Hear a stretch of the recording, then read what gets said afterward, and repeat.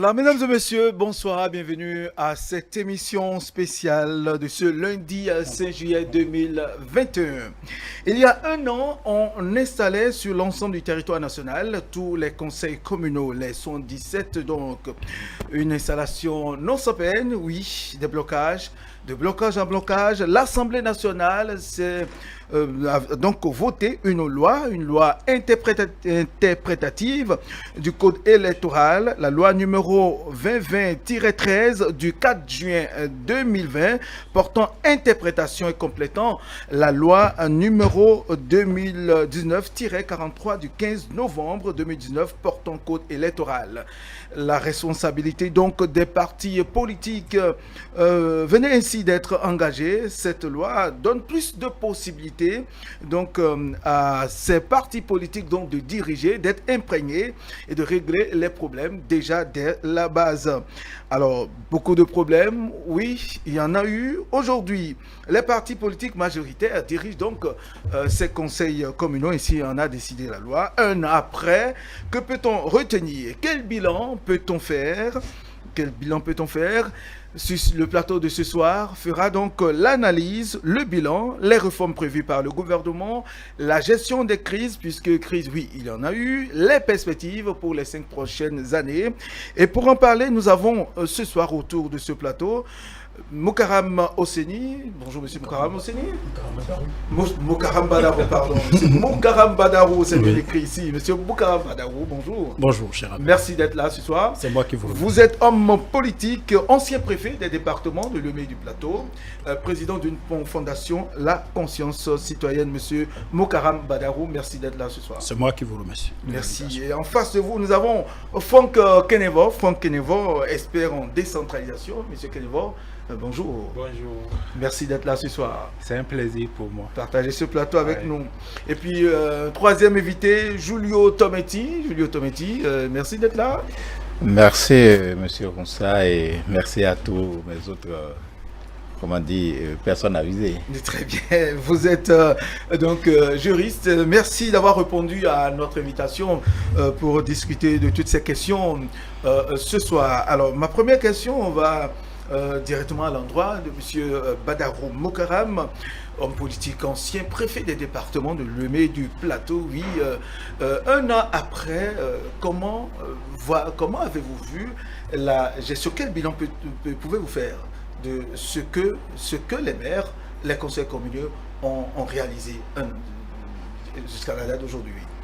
Merci beaucoup, cher journaliste, et je voudrais saluer votre initiative de faire un point à mi-parcours par rapport à la gestion de nos communes, parce que vous le savez très bien aujourd'hui, le développement à la base constitue un point d'ancrage important dans la gestion d'un pays. Même les partenaires techniques et financiers et au niveau international, tous ceux qui veulent travailler avec nous priorisent le développement à la base. Le gouvernement aussi, le gouvernement de la République aussi, dans le cadre de son travail pour le développement de notre pays, priorise aussi le développement là-bas. C'est en cela que je salue votre initiative d'échanger sur les différentes questions relatives à la décentralisation dans notre pays par rapport à la gestion dans nos communes. Un an après, c'est-à-dire 12 mois, un bilan, comme vous pouvez le savoir, c'est difficile de faire un bilan après un an. Le seul constat qu'on peut faire, c'est que chaque maire, chaque conseil communal ou municipal se débat pour travailler afin de pouvoir faire le développement dans leurs différentes communes. Vous l'avez dit tantôt, effectivement, dans le cadre d'une loi interprétative, les partis politiques ont été beaucoup plus responsables. C'est d'ailleurs ça à différents niveaux à l'international, parce que normalement, un parti politique qui est là pour la conquête du pouvoir, des élections à la base gagnées permettent d'expérimenter ce que vous aurez dû faire, ce que vous pouvez faire une fois vous arrivez à conquérir le pouvoir d'État. Et donc aujourd'hui, nous avons 3 grandes formations politiques qui sont représentées au niveau de ces conseils communaux municipaux. C'est l'Union progressiste, auquel j'appartiens, c'est le BR, le Bloc républicain, et les forces Cori.Bénin émergents. C'est différent. C'est 3 différents partis politiques qui partagent la gestion de nos communes.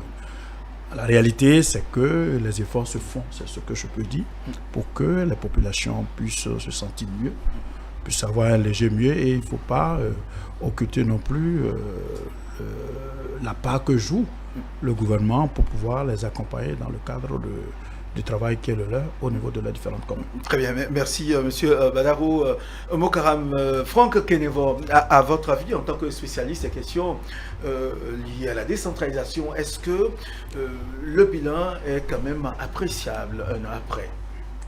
Merci beaucoup. Je pense que le bilan, c'est 1 an sur 6.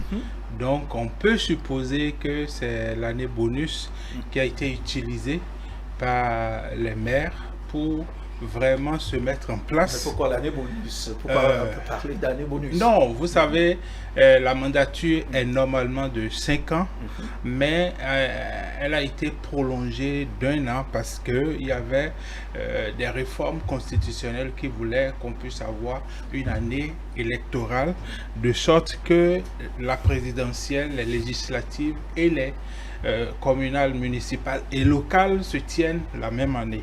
Donc, dans cette perspective qui est projetée pour 2026, il ne serait pas bon de faire des élections communales et municipales en 2025. Et donc, le législateur a donc décidé de prolonger, dans le cadre de cette réforme constitutionnelle, le mandat des assemblées communales et municipales d'1 an. Ce qui fait que de 2020, on ira jusqu'à 2026. Et donc, je disais que cette année bonus a permis donc aux conseils communaux et municipaux et aux maires de mettre en place un certain nombre de bases pour la gestion. Vous savez, il y a eu, j'ai apprécié la diversité des initiatives qu'on a pu observer à Porto-Novo, par exemple. C'est sur le territoire que le maire a voulu travailler. À Abomey-Calavi, c'est une assemblée générale citoyenne, les états généraux des citoyens d'Abomey-Calavi. À Cotonou, c'est un plan d'action que le maire met en place, etc. Dans l'ensemble des communes. Je pense que c'est aussi l'année qui a été utilisée pour mettre en place les cabinets, l'équipe qui doit accompagner les maires, parce que n'oublions pas qu'il y a eu renouvellement au-delà de 80%. On a changé aussi bien les exécutifs au niveau des collectivités territoriales qu'au niveau des assemblées délibérantes. Donc, il y a eu un grand renouvellement, justement, et le personnel politique qui a été porté à la tête de nos communes était, c'est vrai, même si c'est un personnel recyclé, il y a beaucoup qui n'avaient jamais expérimenté la gestion à la base. Et donc, il était nécessaire pour les uns et les autres de se familiariser avec ce milieu-là, de mettre en place un plan d'action et de former, dans la mesure du possible, le cabinet pour ceux qui en ont et l'équipe au niveau de l'administration locale, parce qu'il y a eu quand même des réformes, des interventions du ministère de la décentralisation pour recadrer un peu les nominations au niveau des cabinets et autres. Donc, il y a eu ce travail-là. Il y a eu aussi des efforts en matière, disons, de promotion de l'économie locale. Vous savez, si je prends seulement les communes qui sont en relation, en partenariat avec l'Union européenne à travers le PADT, qui est un projet et un programme d'appui au développement territorial, il y a 35 communes qui se sont engagées pour améliorer la mobilisation des ressources propres. Et ça, c'est très important. C'est à l'actif de cette mandature de travailler réellement parce que si vous dépendez essentiellement de ce que l'État et les partenaires apportent, votre capacité de planification est limitée. Comment pouvez-vous planifier et dépenser de l'argent que vous n'avez pas que vous ne savez même pas si l'État va vous envoyer ou si les partenaires vont vous envoyer. Donc, il y a ce travail qu'il faut saluer au niveau de cette mandature, d'avoir mis l'accent sur la mobilisation des ressources propres. Il y a des communes aujourd'hui où c'est informatisé. Vous allez à Cotonou aujourd'hui, les 13 arrondissements disposent de ce qu'on appelle le guichet unique. Le maire de son bureau peut savoir combien de ressources ont été mobilisées dans la journée. Et donc aujourd'hui, on ne peut plus, et c'est quand même une trentaine, quarantaine de communes qui font cette expérience, de sorte que on ne peut plus dire qu'on est allé à la commune dans une mairie d'arrondissement ou à la mairie centrale de Cotonou et on a payé pour des prestations qui ne sont pas rentrées dans les caisses, de la commune. Ça, c'est important de souligner ce travail-là parce qu'on a toujours démontré qu'au niveau des investissements, les communes dépendent 60% de l'État. De l'État, très bien.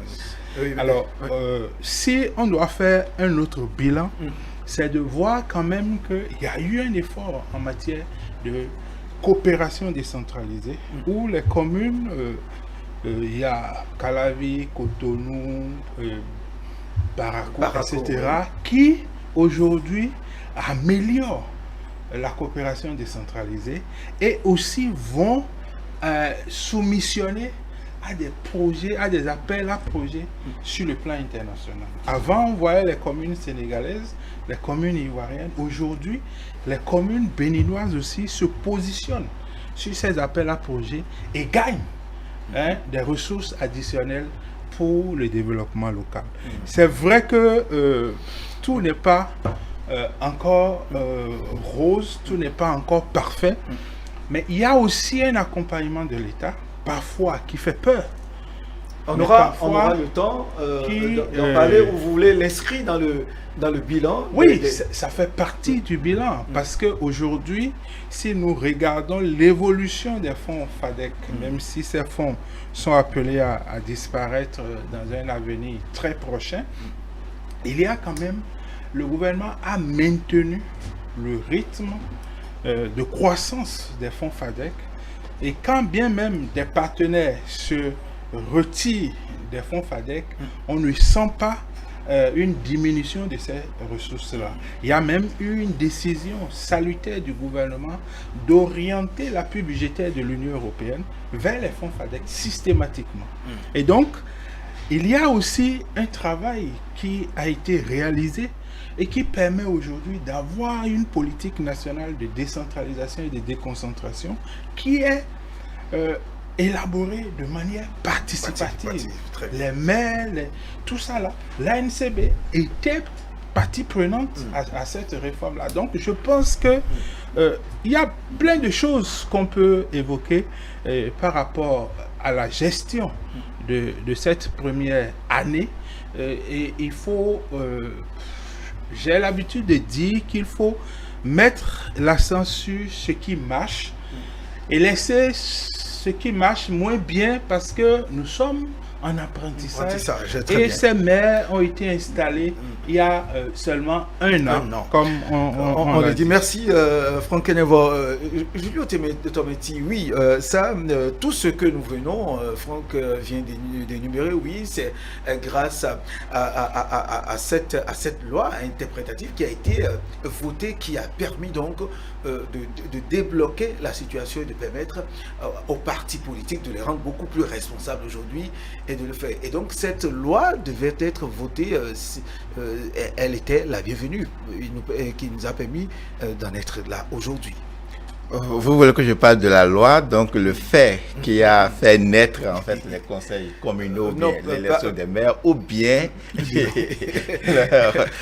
les 1 an passé à la tête des municipalités. Je dois dire que personnellement, en ma qualité de juriste, j'étais d'accord pour l'aboutissement, mais je n'étais pas tout à fait favorable pour la démarche, parce que nous avons été nombreux à considérer en ce moment-là que le rôle du parlementaire n'était pas d'interpréter une loi et que cette prérogative revenait aux juges, notamment la Cour suprême. Or, à l'analyse, quand on analyse aujourd'hui, aussi bien du point de vue législatif que au regard de la doctrine, les deux éléments, c'est-à-dire les deux aspects pour parvenir à ce résultat, les deux étaient possibles. Donc, c'est un choix qui a été opéré. Et aujourd'hui, on se rend compte que c'est le meilleur choix parce que, quel que soit, lorsqu'on saisirait la Cour suprême, pour que le juge délibère, c'est vrai, c'est en procédure de référé, mais quoi que l'on fasse, ça va prendre minimum 1 mois. Et donc, ça retarde en quelque sorte l'installation des conseils communaux et par voie de conséquence l'élection des maires. Donc, ce qui a été fait, on n'est pas venu au même résultat parce que, à l'origine, le législateur a dit la philosophie qui sous-tend les réformes constitutionnelles, c'est de rendre les partis politiques assez forts. Nous avons observé lors des instances des conseils communaux que la loi a dit, vous savez, les législateurs, la loi dit que le maire doit être issu du parti majoritaire, mais vous savez que le parti majoritaire est là, et d'autres groupes vont aller prendre un élément, d'accord, de ce parti majoritaire-là, pour le faire maire contre son propre parti. C'est des choses qu'on avait vécu. Donc, l'année passée. On a voulu, ça ne faisait pas trop sérieux. Donc, finalement, nous sommes arrivés à un moment où ça s'est fait, ça a créé ce que nous avons vu comme remous, mais finalement, on s'était rendu compte que c'était la meilleure voie possible. Je viens au truc là. Au bilan au bilan, pour revenir rapidement sur ce que M. Kinouva vient d'évoquer. Et c'était fondamentalement salvateur. Vous savez, ce que j'ai appelé, les nominations euphoriques. C'est-à-dire, au lendemain de l'élection, vous savez, les maires sont dans la joie, leurs états-majors sont dans la joie, et en ce moment-là, vous ne pouvez pas faire une nomination en tenant compte de toutes les facettes. Et donc, la décision du ministère de la décentralisation a permis à tout le monde, d'accord, de se temporiser, et les maires ont pu former leur cabinet, leurs différentes, avec plus, d'accord, d'entrain, c'est-à-dire en prenant en compte la mesure des choses. On a vu, ça n'a plus été, comme on l'a vu par le passé, des nominations pléthoriques. Vous avez des cabinets assez restreints, ainsi de suite. Et donc, ça participe, d'accord, de la célérité ou bien de la qualité du travail qui se fait au niveau de toute des municipalités. L'autre élément, c'est, vous savez, en perspective, la décentralisation, c'est comme au niveau du pouvoir central. Nous recherchons 2 éléments, c'est-à-dire le développement à la base et aussi la démocratie à la base. Le développement à la base qui suppose que, c'est-à-dire les acteurs, le conseil, puisque la loi dispose que gère les municipalités, le conseil communal et le maire, c'est-à-dire quoi? Mettre en place de meilleures politiques, d'accord, pour les besoins de la communauté. Et l'autre chose, ça génère en fait une sorte de leadership participatif à la base, parce que ces conseillers communaux, ces acteurs, c'est ce que M. Kinouva a appelé tout à l'heure, j'ai oublié, ceux qui faisaient leur baptême pour la première fois, parce qu'il y a une sorte de renouvellement de la classe politique. C'est le moment que ceux-là aussi, dans leur communauté, travaillent à ramener un peu les débats, en termes de développement, en termes de démocratie à la base, pour que nous soyons, parce que nous sommes dans un contexte où nous n'avons plus le renouvellement de nos conseils locaux, et donc l'élément central, c'est-à-dire le poids de l'animation de la vie politique à la base, repose désormais sur les conseils communaux. Et il faut le remarquer, en faisant, un parallélisme avec la gouvernance au sommet. Vous savez, la première année de la rupture, tout le monde se demandait, mais qu'est-ce qui se passait? On annonçait des choses, mais dans les premières années, jusqu'à 2 ans, on ne voyait rien se profiler. Je pense que nous sommes dans le même contexte où, après 1 an, il est difficile d'abord de voir s'élever, d'accord, les résultats des différents travaux, bien de toute la politique qui est en train d'être concoctée au niveau des municipalités. Et donc, il faut espérer que dans les prochains jours, au terme de la 2e année, si l'occasion nous est permis encore de nous retrouver ici, de pouvoir faire un bilan en tenant compte des réalisations ou bien de ce que les populations ont vu. Mais il faut aussi dire que la politique, quelque peu, au niveau central, qui est presque partout, ne permet pas trop à ce qu'on voit ce que font les municipalités. Parce que vous savez, aujourd'hui, l'État central est presque partout, travaille presque partout dans tous les domaines. L'eau, les routes, l'eau, l'énergie, même les questions de reprofilage et tout. Donc, il serait difficile dans un contexte comme ça de voir ce que fait la municipalité. De sorte que même les travaux ou bien les réalisations de nos municipalités peuvent même être confondus au programme d'action du gouvernement. Du gouvernement, oui. Merci, Julio Tometi, M. Valaro Mokaram. Cette loi votée, je parle de la loi interprétative, a été le déclic. Et aujourd'hui, ça a permis donc de ramener tant soit peu le calme, de permettre aux maires, aux conseils municipaux de pouvoir dérouler en tout cas le programme. Mais au départ, c'était très mal compris. Mais aujourd'hui, Tometi l'a dit, on se réjouit de ce qui est fait. Comparativement à ce que vous avez vécu, c'est vrai, ce ne sont pas les mêmes réalités. Une comparaison? Non, je pense que c'est vrai, à l'époque, quand la loi avait été votée, il y a eu des remous. Beaucoup ont crié le haro. Vous savez, quand vous voulez gouverner, il faut gouverner intrinsèquement avec les intérêts fondamentaux d'un pays. Il faut gouverner avec de la vision, avec de la prospective et de la prospection. Il ne faut pas gouverner pour chercher à être populaire. Vouloir le faire, c'est se créer des problèmes. C'est ce que le gouvernement a fait, un choix difficile, certes, mais un choix responsable. Parce que ce qui se passait avant, il n'y a pas cet état-major politique, il n'y a pas ce conseil communal qui ne s'en plaignait pas. Parce que pour élire avant le maire, les agents au maire, les chefs d'arrondissement, Dieu sait ce qui se passait au niveau des conseils communaux. Des conseillers qu'on kidnappe, des conseillers qu'on cache, des conseillers qu'on ne ramène que le jour du vote, des deals, des faux deals que le candidat au pêchoir, le candidat au poste de maire, doit faire absolument avec ses collègues, qui de marché que je dois te donner, qui de parcelle que je dois te donner, après qui. Assez de choses, beaucoup de choses.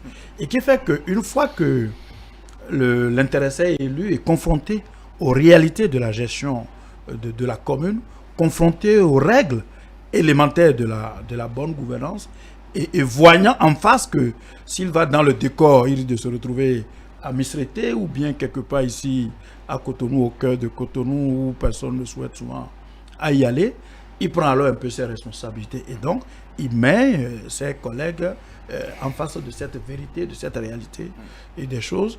Et ça ne marchait pas souvent, c'est ça qui fait qu'on assistait en cascade à des destitutions. Et c'est ça qu'on met souvent, gestion opaque, gestion personnelle, en tout cas tous les qualificatifs qui conduisaient à une sorte d'instabilité dans la gestion des communes. Donc c'est pourquoi que quand cette loi avait été votée, moi je disais à beaucoup de camarades, beaucoup d'amis, j'ai dit, vous plaît parce que vous ne savez pas ce qui se passait. Tous ceux qui avaient un sens de responsabilité, qui savaient ce qui se passait, ne peuvent que trouver un salut dans ce qui a été fait. Et le temps est en train de nous donner raison et ne peut que nous donner raison parce que la raison a conduit au vote de cette loi. Et vous avez vu aujourd'hui, les maires sont relativement stables dans leur tête, sont plus tranquilles dans leur tête pour pouvoir travailler. Et le fait d'appartenir ou que le vote ou le choix par des partis politiques est donc ensemble. Parce qu'à un moment donné, avant, vous élisez des conseillers communaux ou municipaux, le monsieur, il arrive là-bas, il devient un oiseau volant. Il va là où il veut selon ses intérêts. Mais au jour d'aujourd'hui, avec cette sorte d'épée de Damoclès, parce que vous savez, même quand nous parlons de démocratie, la démocratie telle que nous l'observons à différents niveaux a eu le temps d'arriver là où on se retrouve. Quand vous prenez ce qui se passe en France, c'est 200-300 ans d'espérance démocratique. Et donc ici, aujourd'hui, nous avons combien d'années? Donc nous sommes obligés d'avoir un certain nombre de credos, de canaux qui nous permettent de ferrailler des choses, de sorte qu'au niveau de nos communes, que ce soit la gestion réelle pour le développement qui soit, et non l'intérêt glouton du conseiller communal ou municipal, ses intérêts personnels, et ceci au détriment des populations. Donc aujourd'hui, il faut saluer cette sorte d'épée de Damoclès qui pèse sur eux et qui les amène à un beaucoup plus de sens de responsabilité, dans la gestion de la commune. Très bien. Oui, loi interprétative, oui, qui donne beaucoup plus de force, je dirais, de facilité, mais de force, de responsabilité aux partis politiques. Je voudrais qu'on voit ça de près, qu'on analyse pour permettre aux gens de comprendre. Même les conseillers ou maires, je crois certains qui m'en excusent, n'ont pas encore compris la teneur de cette loi et la responsabilité qui est aujourd'hui à partir de leur parti politique. Ouais. Non, je pense que cette loi, elle a été utile, mais comme je l'ai dit en son temps, à arracher au conseil communal ou municipal l'une de ses prérogatives constitutionnelles. C'est-à-dire, la Constitution dit que les collectivités territoriales s'administrent librement par des organes élus. Et donc, le législateur a introduit dans ce processus d'administration des communes une structure nouvelle, le parti politique, qui, on peut dire que c'était nécessaire simplement parce qu'on était dans un processus de réforme du système partisan. Et donc, les nouveaux militants de ces nouvelles formations politiques n'avaient pas encore la discipline du parti, où le parti donne un mot d'ordre qui est respecté parce qu'il y avait une rébellion. Le parti désigne quelqu'un comme maire et la majorité, bien sûr, des conseillers de cette même formation politique votent contre. Ça, c'est le premier élément que la loi a permis de régler. C'est-à-dire, la loi interprétative a permis, en introduisant les partis politiques, ce qui est inédit, ça n'existe dans aucun pays du monde, ce qui est inédit, ce qui est une innovation béninoise, a permis de régler les problèmes d'indiscipline au sein des partis politiques, mais aussi à donner une stabilité aux maires, parce que justement, on sait bien que si cette loi, c'est pour ça que les concepteurs de cette loi sont allés au-delà de l'interprétation de la loi électorale en introduisant un durcissement de la destitution du maire. Donc aujourd'hui, si le maire a la confiance de son parti pour le destituer, ce n'est plus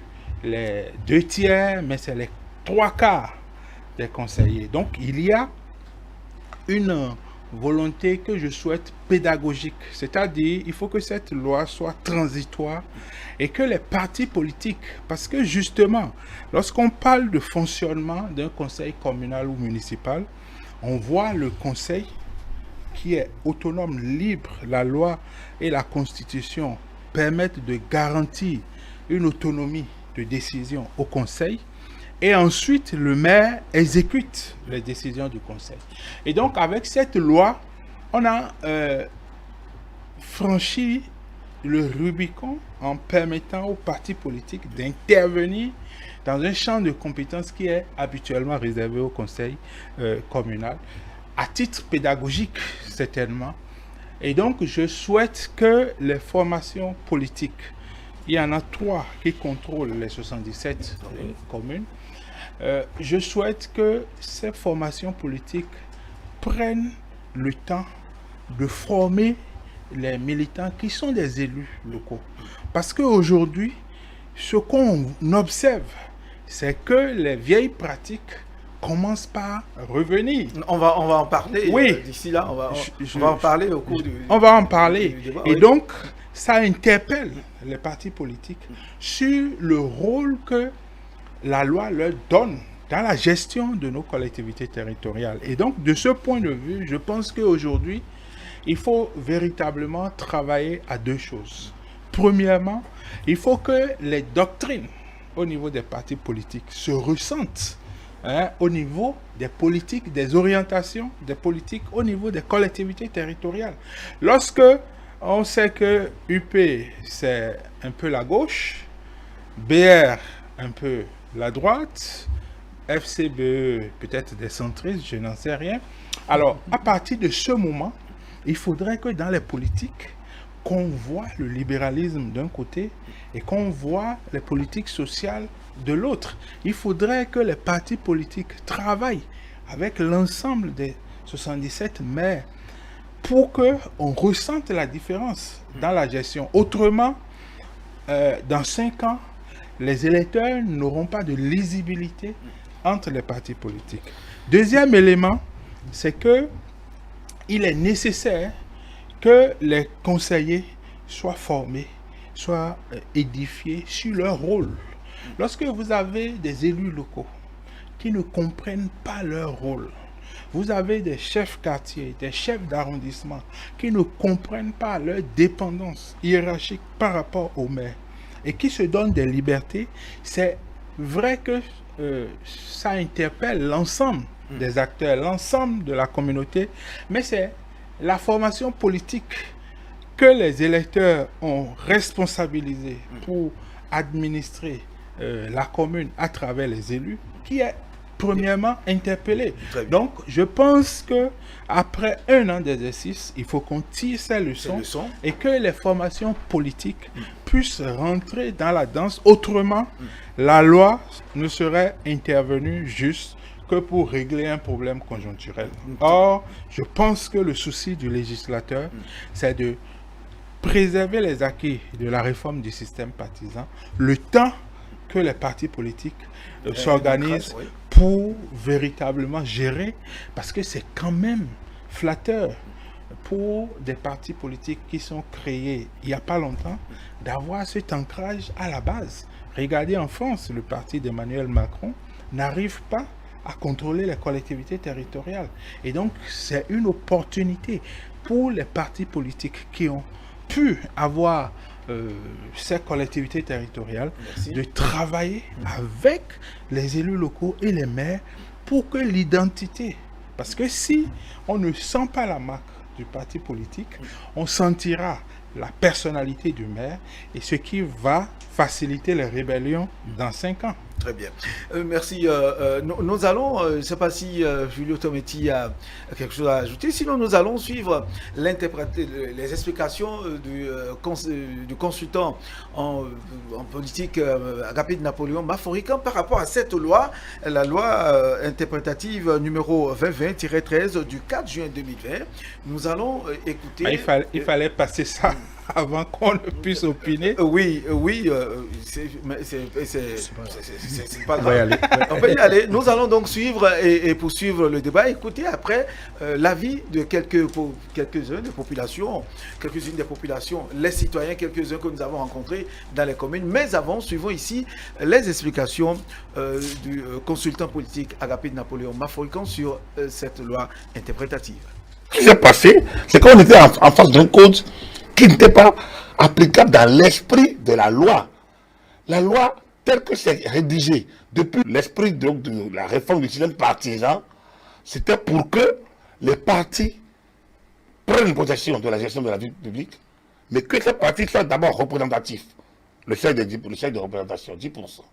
Mais à l'interne, au niveau des communes, que les partis majeurs, les grands partis, qu'on promouve les grands partis.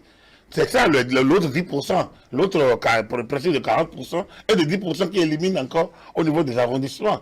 Donc, le législateur a montré clairement sa vision qui entre dans celle du chef de l'État, d'assainir donc le cadre partisan et de renforcer les grands partis, créer des grands regroupements. Ça, c'est l'objectif. Dans cet objectif-là, l'article 189 a commencé par dire les choses. L'article 189 de la loi 2019-43 du 15 novembre 2019 a commencé par montrer le chemin.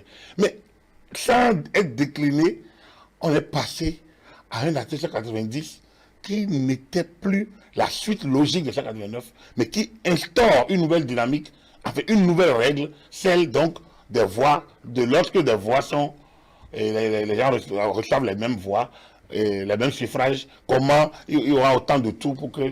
Alors, qu'est-ce qui se passe entre le 189 et le 190? Silence absolu. Ce n'est pas un décret qui peut clarifier. Et Le problème, c'est que si cette question avait deux problèmes, cette question aurait pu être réglée de 2 ou 3 manières. Par sagesse, par les partis qui se retrouvent entre eux, essayent de s'entendre au niveau national. Or, il se fait que les éléments leur échappent au niveau des locaux, au niveau des communes. Il y a une sorte d'indiscipline généralisée. Mais ça aussi, c'est un problème, Agapit Napoléon Baforican, quand on sait que comment un militant que vous avez positionné peut quand même vouloir échapper à votre contrôle. Je vais y arriver. Mais les éléments leur échappent au niveau des communes. Ils n'arrivent pas. L'UP, le BR, la FCBE, ils n'arrivent pas. Le cas de Parakou pour la FCBE, c'est quand même aussi clair que ça. Le gars était venu prendre son affaire, comme on dit, pour être vulgaire, pour être aussi simple que ça. Et voilà une nouvelle situation où la dame dit, je veux aussi ça. Et ça. Donc, cette situation, ce n'est pas l'esprit, en réalité. Quand vous prenez à Boycon, et ici et là, ce n'est pas l'esprit. Donc, toutes ces parties-là subissent une rébellion d'éléments dégénérés, on peut le dire, en griffe pour ne pas... Mais c'est quand même une sorte d'indiscipline sur le terrain. Même quoi que l'ambition soit normale, soit noble, et que les jeux politiques doivent se faire normalement, mais quand la loi est encadrée, bon, il faut que les gens respectent. Moi, je suis partisan des jeux politiques, je sais pas... Mais la loi encadrée, il faut rester. Donc, dès lors, ils se sont retrouvés face à une situation, soit de laisser le contentieux. Ça aurait pu aller au contentieux, si les préfets étaient allés au bout. Or, si ça va au contentieux, le juge du contentieux va arbitrer, va donner sa lecture. Mais sa lecture peut ne pas être dans l'esprit de la loi. Parce que le juge se donne la latitude d'explorer la jurisprudence, peut-être les pratiques, donc les coutumes, donc beaucoup d'autres voies, étendre le terrain et peut aller dans un sens comme dans un autre. Il en a pleinement le droit. Il peut écouter les députés, comme il peut ne pas les écouter. Alors, pourquoi aller sur un chemin comme ça, lorsque les 3 partis qui sont en jeu dans les communes sont encore pratiquement ceux qui sont à l'Assemblée. 2 des 3 partis sont à l'Assemblée. Or, les 3 partis sont victimes de la même situation sur le terrain. Ils ont la possibilité de changer. Aucune loi n'a interdit de changer aux députés de légiférer à un moment donné. Aucune loi. Voilà, c'était donc les explications donc, du consultant politique Agapit Napoléon Baforican qui rejoint les différentes explications ici sur le plateau, ce que nous avons eu tout à l'heure.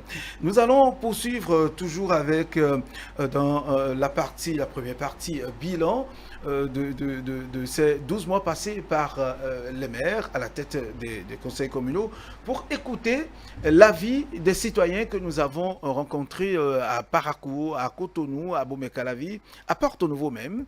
Nous allons les écouter revenir commenter un peu les réactions. On voit déjà, on sent déjà qu'il est là, mais il faut qu'il soit sur pied, qu'on voit la suite. Donc pour le bilan, on en sait peu. Mais j'ai foi et nous avons beaucoup de confiance en lui. Et maintenant qu'il est rétabli, je suis sûr qu'il va nous surprendre pour les 4 ans à venir. Alors, ce que moi je veux de lui, c'est qu'il pense aussi à la jeunesse, qu'il met en place du moins une organisation qui va permettre de recruter ou bien d'orienter ces jeunes diplômés afin qu'ils puissent sauver la jeunesse. Je vois que la ville est toujours restée propre. Partout où on passe, je pense qu'il y a l'assainissement. Votre Nouveau a changé. Mais il y a encore des endroits où on peut parfaire. La ville a changé. On a eu de nouveaux voies et la lumière aussi. Quand le maire est arrivé, on a vu beaucoup de changements. Toujours par rapport au transport, sur les hauts parcs là, ont cessé par s'installer dans la ville de Porto-Novo. Il y a des parcs et c'est la mairie qui gère ça.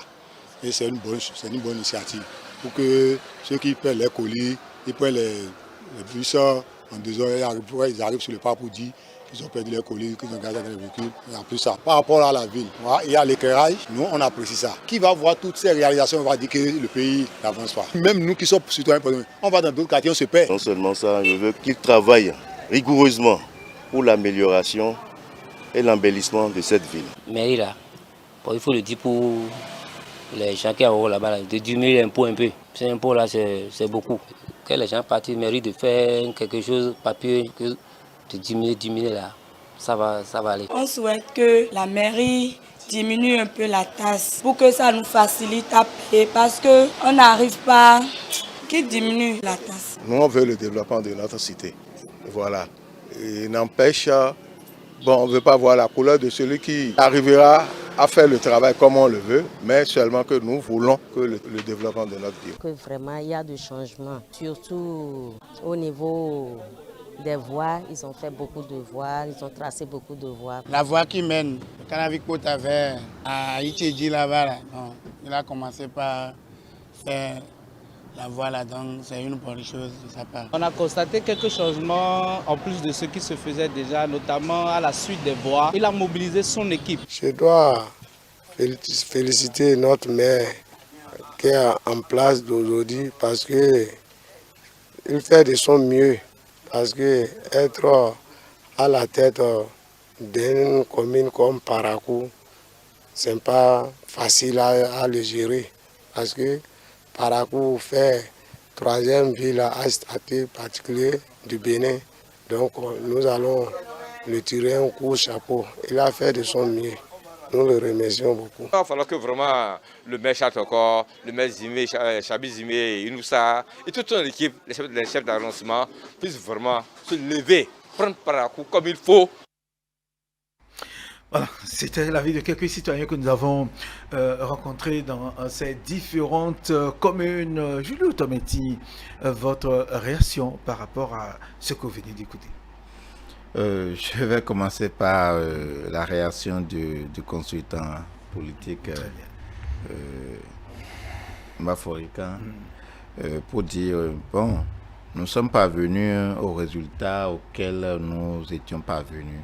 Il a souligné que comment dire, le juge pouvait se donner des libertés pour comment dire, donner une orientation autre que la pensée du législateur. Mais c'est le droit qui est ainsi fait.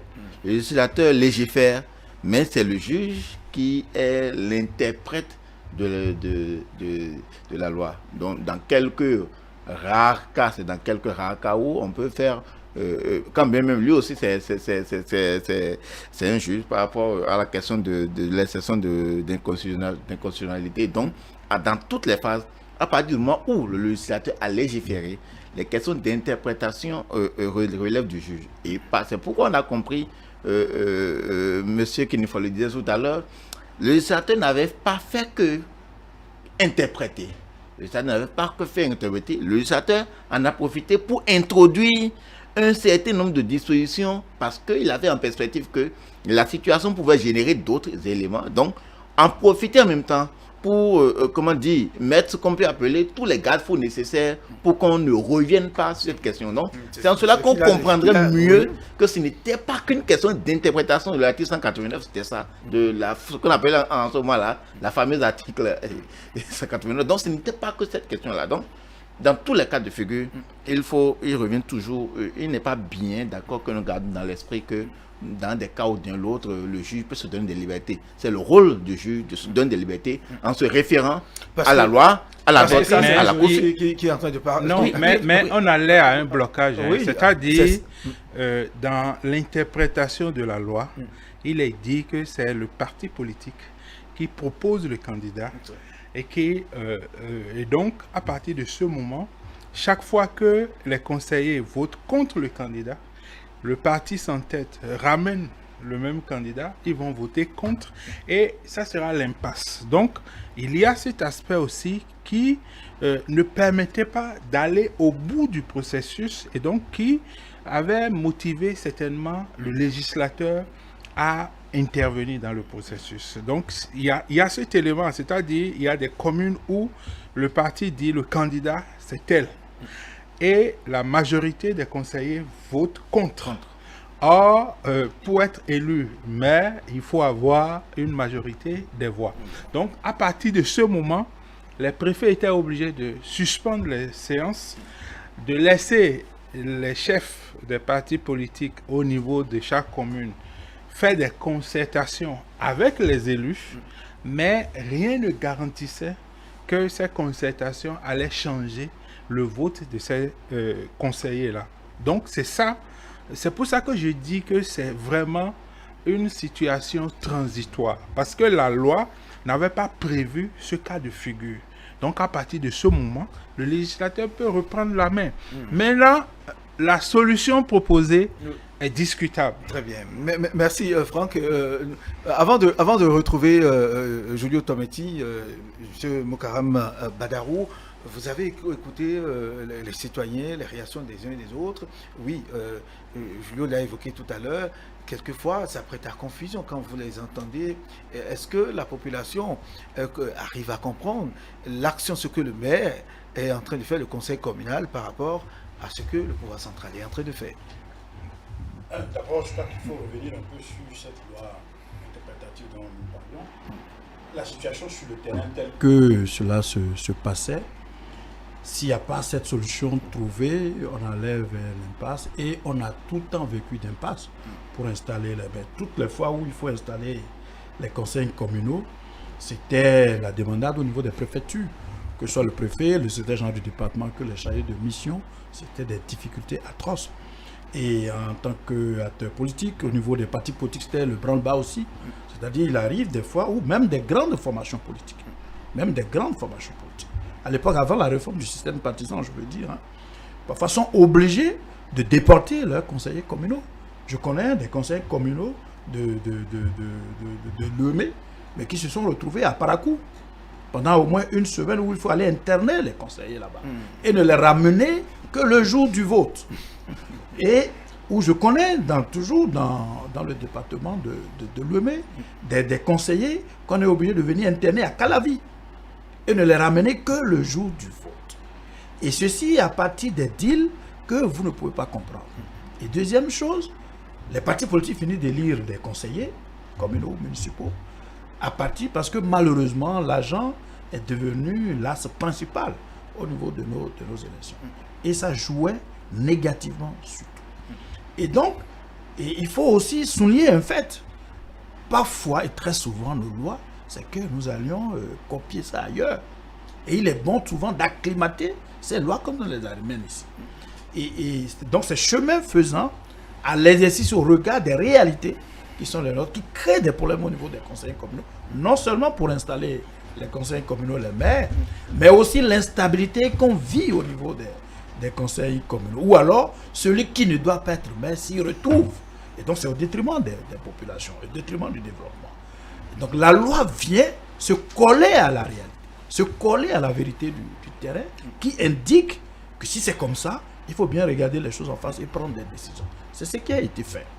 Et ceci, ça nous a permis aujourd'hui, et vous pouvez remarquer sur le terrain dans les 77 communes, comment on a assisté à un rajeunissement du conseil communal, des conseils communaux et municipaux. Ceci, c'est à l'avantage parce que, tout temps, tout mœurs, à chaque génération, c'est défi.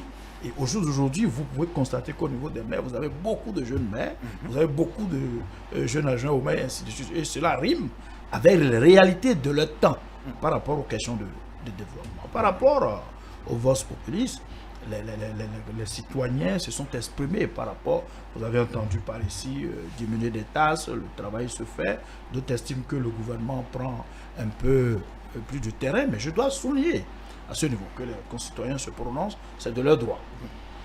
Chaque maire, au regard des lois sur les collectivités locales et même de l'administration territoriale, ils ont bien leur couloir qui peuvent leur permettre de travailler. Il faut souligner au passage que les collectivités locales ont une personnalité juridique et une autonomie financière. Et par conséquent, chaque maire peut s'organiser pour pouvoir s'affirmer sur le terrain. Ça dépend de son charisme, ça dépend de ses réflexes, ça dépend de sa vision, ça dépend de son background, ça dépend de ses capacités. Tout maire, moi j'ai l'habitude de le dire, je peux l'affirmer encore devant votre micro, tout maire qui n'arrive pas à bouger fait preuve d'incapacité. Sinon la loi lui en donne droit. Il peut aller contracter des partenariats ici et là, il suffit de mener de bonnes réflexions. Tout en bien sûr, absolument. De toutes les façons, le parti ne demande pas mieux. Le parti ne demande pas mieux, comme l'a dit tout à l'heure le frère Franck, à savoir que les partis politiques, si vous êtes proche de gauche, qu'on constate dans la politique que vous menez sur le terrain, des aspects proches des questions sociales. Et si vous êtes un parti libéral, qu'on constate aussi un peu plus de punch dans le libéralisme économique, dans le travail que vous faites. Et donc, le cadrage politique est là. De toute façon, aujourd'hui, comme nous l'avons dit, au regard d'une sorte d'épée de Damoclès qui pèse sur eux, ils savent très bien que s'il va à l'encontre des idéaux de son parti politique, des décisions de son parti politique, il pourrait bien se retrouver en difficulté. Donc aujourd'hui, le cadrage politique est là. Mais il revient aux mains. Le gouvernement lui a oublié de faire son travail, puisque au terme de la Constitution, le gouvernement, le chef de l'État, détermine et conduit la politique de la nation. Et la nation, c'est l'ensemble de 77 communes. Maintenant, chaque maire, au regard des droits que sur les collectivités locales lui donnent, développe ses propres réflexes, ses propres réflexions, son propre charisme, fait ses déplacements. Et j'ai l'habitude de dire qu'on n'a pas besoin d'aller derrière l'Océanie là-bas pour aller chercher forcément de partenariat. On peut en trouver sur place ici au Bénin. On peut en trouver dans la sous-région. Avec le Nigeria, une commune peut faire plein de choses. Avec la Côte d'Ivoire, une commune peut faire beaucoup de choses. Je veux parler des communes, je veux parler des structures de développement de ces différents pays. Avec la diaspora de notre pays, nos communes peuvent faire beaucoup de choses. Donc, c'est dire que chaque maire, ce qui compte, c'est qu'il soit déterminé à travailler pour sa commune. Il faut avouer, ce n'est pas toujours ça que nous avons. Et c'est là aussi l'avantage de cette loi interprétative qui ramène beaucoup plus de la nouvelle génération dans la gestion de la chose locale, et donc qui savent très bien qu'il faut bien travailler pour pouvoir, puisqu'il veut être maire au même moment, il a certainement encore peut-être d'autres rêves, et non des gens qui soient peut-être, disons, déjà complètement terminés, et donc devenant maire, il n'a plus d'autres ambitions. Donc je pense que la loi telle qu'elle est votée, telle qu'elle est là aujourd'hui, les maires ont la latitude d'en profiter. Je souhaite d'ailleurs qu'ils en profitent pour pouvoir mieux conduire les choses sur le terrain et aider au développement de leur commune. Et aujourd'hui, ils ont eu une chance, une folle chance, je dirais, c'est qu'on constate que le gouvernement, comme on l'a dit tantôt, travaille dans tout le temps. Et donc chaque maire aussi peut toujours aller solliciter le gouvernement pour venir l'aider à travailler. Vous l'avez dit tantôt, oui, il faut que chaque maire travaille fondamentalement, bouge, oui. Bon, bouger, c'est forcément avec l'arsenal qu'il lui faut. Les ressources et tout. Aujourd'hui, on en vient à constater que le gouvernement a voulu déclencher des réformes au niveau des conseils de nos communes, aujourd'hui au Temeti. Oui, des réformes qui viennent à point nommé, parce qu'on a constaté qu'il y a des problèmes. Si on a écouté aussi les notes tout à l'heure, c'est tout ça qui amène les gens à faire de ces confusions. Oui, bien sûr, c'est pourquoi je suis très d'accord avec M. Moukarab par rapport à la capacité des maires à aller mobiliser des ressources à l'extérieur. Parce que vous savez ce qui se passe un peu, avant de venir ici, j'ai échangé avec quelques conseillers communaux. Oui. Tous les maires veulent aujourd'hui quelque peu, avoir de la ressource. Mais on a tendance à chercher les ressources à l'intérieur. Et ce n'est pas faux, ce n'est pas qu'ils sont peut-être, ils font ce qu'ils doivent faire. Parce qu'ils travaillent à élargir ce qu'on appelle l'assiette de l'impôt. C'est-à-dire, ils ne créent pas de nouvelles taxes. Ils n'augmentent pas les taxes existantes. Ils font en sorte que, si c'est seulement 10 personnes qui payaient aujourd'hui, peut-être sur 20, qu'au moins 18 personnes arrivent à payer. Donc, à partir de ce moment-là, l'impôt touche beaucoup plus de personnes. À partir de ce moment-là, ceux qui n'avaient pas l'habitude d'en payer et qu'aujourd'hui, les régies sont à sa porte, il va trouver, déjà avec ce que nous avons sur l'autorité nationale, on va trouver qu'il y a plein d'impôts. C'est ce qu'on a noté fondamentalement au niveau du vote populaire. C'est pourquoi je ne commence pas à dire que ce n'était pas que c'est à bon droit. C'est à bon droit d'élargir l'assiette des impôts, mais il faut rechercher encore les ressources par d'autres voies telles que suggéré tout à l'heure monsieur Vada. Donc, pour ne pas donner l'impression, d'accord, aux populations que rien ne se fait, mais que les municipalités se contentent juste de leur vider les poches, ainsi de suite. Donc, c'est premièrement, second élément, par rapport à sur la question de la loi interprétative, c'est-à-dire le rôle aujourd'hui des partis politiques dans la gestion de la municipalité. Si hier nous avions 2 personnes ou bien 2 pôles d'acteurs, c'est-à-dire le conseil communal et le maire. Aujourd'hui, nous avons un troisième acteur que sont les partis politiques. Les partis politiques sont autant aujourd'hui responsables de la gouvernance des maires que des maires et eux-mêmes et des trucs. Donc, ils doivent tenir compte de ça pour ne pas forcément pas trop à s'ingérer, d'accord, ou bien avoir tendance, d'accord, à donner des ordres. Normalement, ils ont le droit de regard. Le parti devait être organisé de sorte que, d'accord, il y ait des couloirs de discussion, des couloirs de communication pour que la synergie de ces actions-là amène à une meilleure gouvernance. Parce que, à la base, les populations n'ont pas voté pour un maire, les populations ont voté pour un parti politique qui a présenté un programme de gouvernance des municipalités. Ça veut dire, ça renforce, comme le dit tantôt, le rôle, d'accord, des partis politiques dans la gouvernance de nos municipalités, et il faut fondamentalement en tenir compte. Et qu'en est-il des réformes? Là, vous n'avez pas les réformes engagées, où je rejoins d'abord Franck, M. Franck Kenevo pour nous en parler. Manque de ressources, manque de personnel qualifié autour des maires.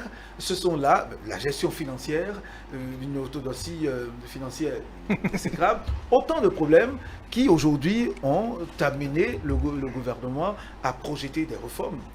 Pour ces conseils communaux, je dirais. Je pense que c'est une décision historique parce que c'est depuis 2006.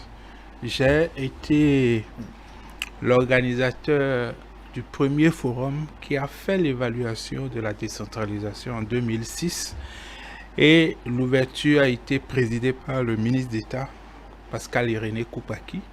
On avait déjà fait un premier diagnostic de ces mots-là qui minaient la décentralisation.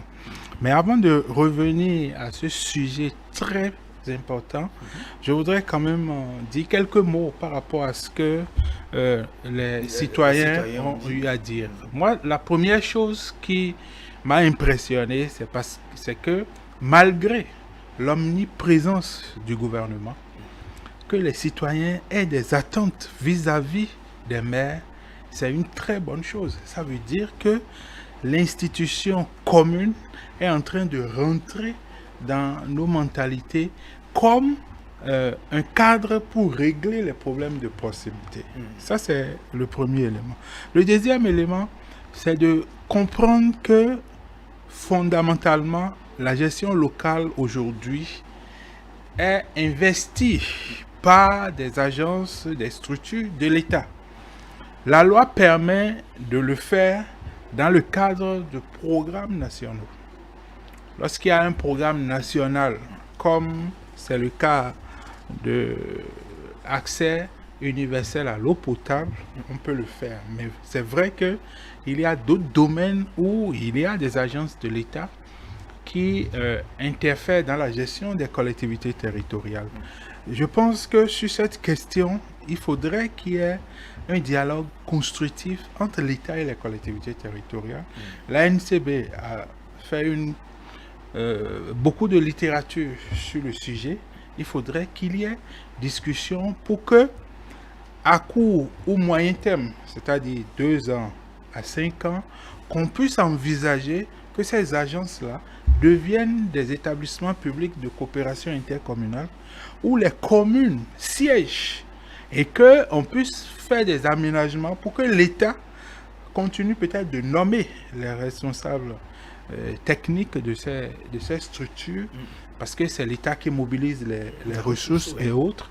Et donc, de sorte que le problème, d'ailleurs, aujourd'hui, il y a un travail qui est en cours et qui va permettre de régler les problèmes de capacité au niveau des collectivités territoriales.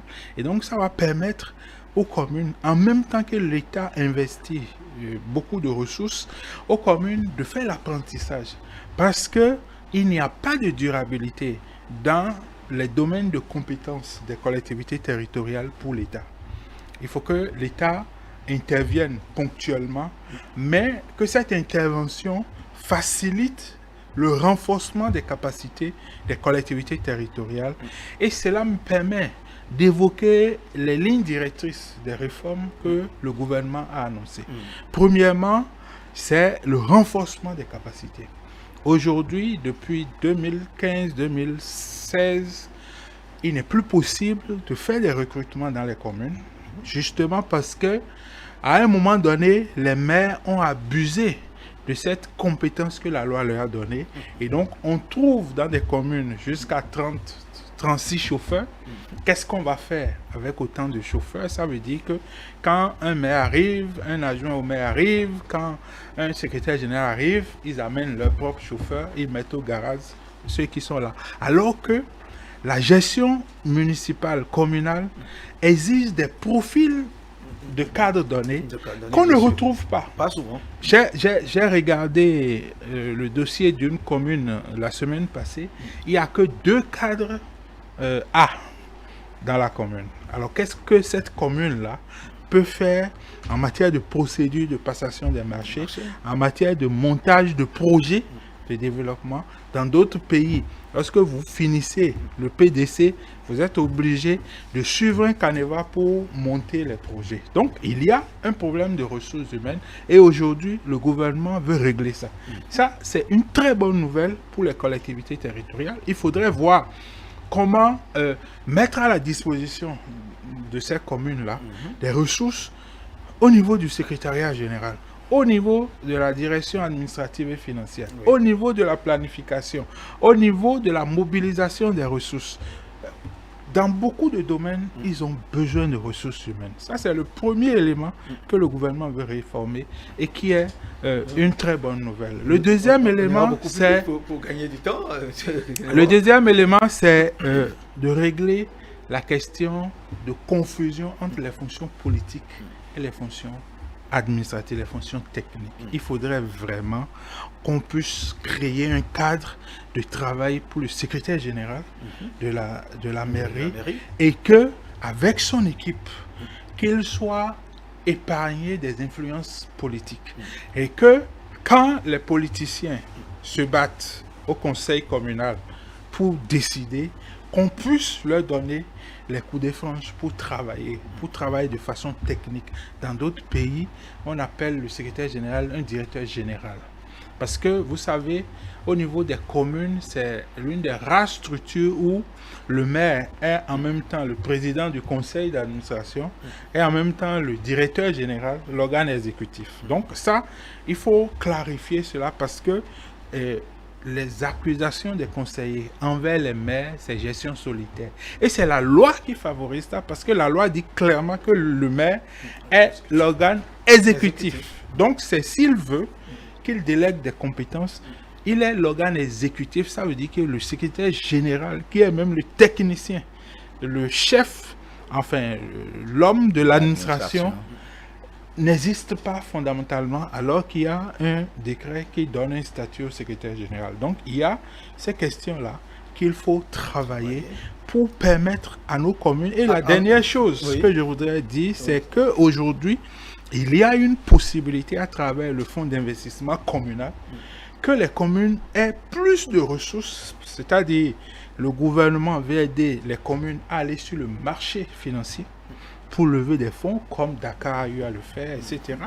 Et donc, l'implication directe, c'est que la gestion sera forcément assainie parce qu'il y a des agences de notation qui vont regarder comment la gestion est faite au niveau des communes avant qu'on ne puisse mettre des ressources à leur disposition. Mais à la date d'aujourd'hui, c'est tout ce que vous venez d'exposer comme réforme. Est-ce que, et ça c'est la question que beaucoup se posent, est-ce que les conseillers élus sont imprégnés de toutes ces réformes? Ils savent ce qui les attend les années, les mois, les années à venir. Oui, c'est même cette année parce que j'ai appris que le gouvernement a gelé le transfert des fonds FADEC de cette année parce que avant la fin de l'année, le fonds d'investissement communal sera mis en place très probablement.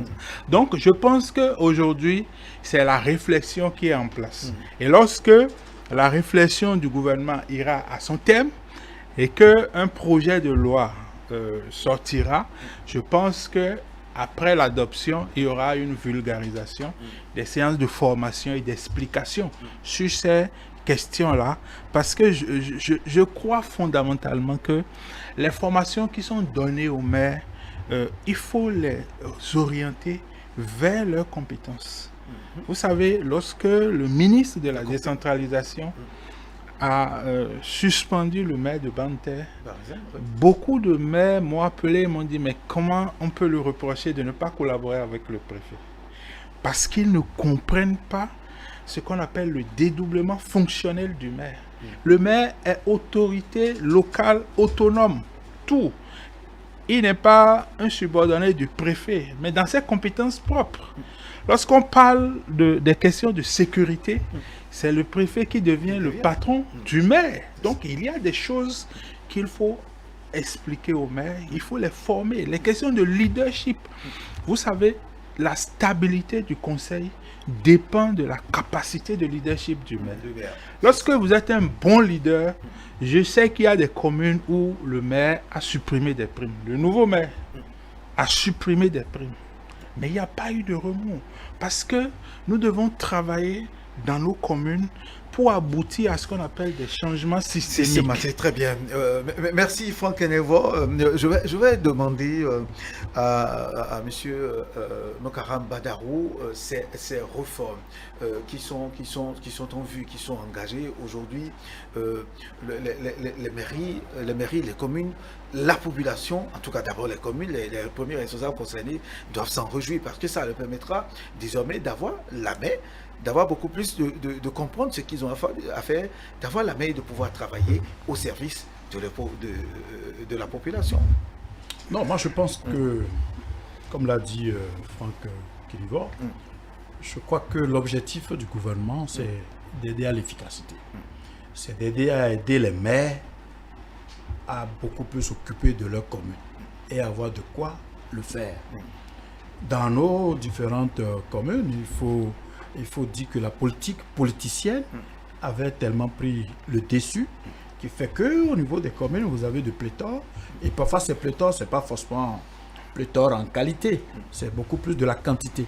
Laquelle quantité était non seulement une charge financière pour la commune, mais aussi une charge morale.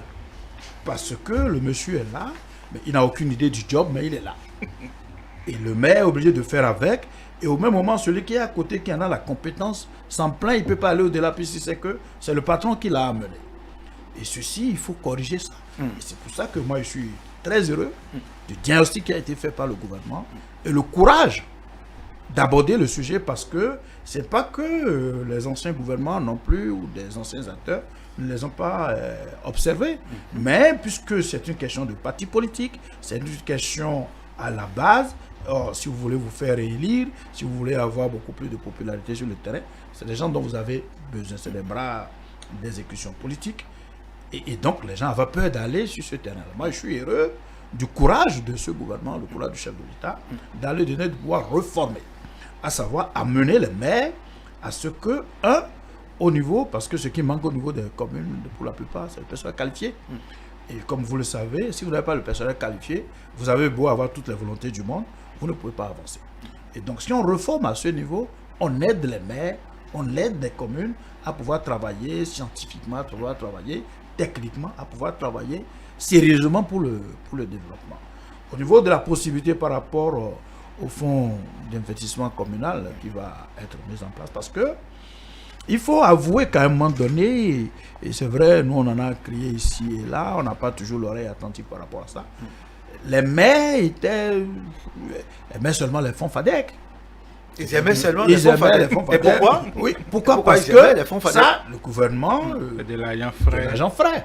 C'est-à-dire, il n'y a pas un travail auto-mesure. C'est presque gratuit, c'est le gouvernement qui met ça à disposition. Et non seulement il met ça à disposition, vous avez vu très souvent comment les maires se retrouvent devant les tribunaux.